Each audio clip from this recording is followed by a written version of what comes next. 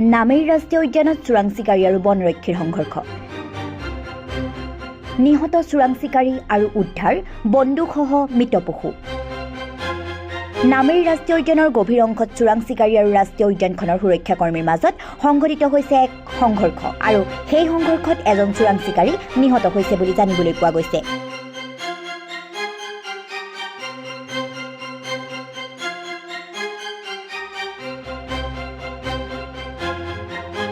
নামেৰি ৰাষ্ট্ৰীয় উদ্যানৰ আঞ্চলিক কাৰ্যালয়ৰ পৰা প্ৰায় 50 কিলোমিটাৰ দূৰত্বত তথা ৰাষ্ট্ৰীয় উদ্যানখনৰ ঘন জংঘলৰ মাজত সংঘৰ্ষ সংঘটিত হৈছে।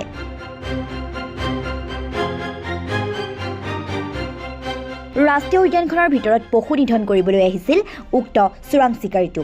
ইতিমধ্যে এটা পশু হত্যা কৰিছে বুলি জানিব পৰা গৈছে। বনৰক্ষীৰ দলে চলোৱা অভিযানৰ সময়ত চোৰাং চিকাৰীয়ে বনৰক্ষীলৈ অতৰ্কিতে গুলীচালনা কৰে আৰু প্ৰত্যুত্তৰত বনৰক্ষীয়েও গুলীয়াই প্ৰত্যুত্তৰ দিয়াত এজন চোৰাং চিকাৰী নিহত হৈছে। ঘটনাস্থলীৰ পৰা বনৰক্ষী দলটোৱে এটা হস্তনিৰ্মিত বন্দুক আৰু এটা মৃত চাম্বৰ পশু উদ্ধাৰ কৰিছে। উক্ত পশুটো চোৰাং চিকাৰীয়ে হত্যা কৰিছে বুলি জানিব পৰা গৈছে।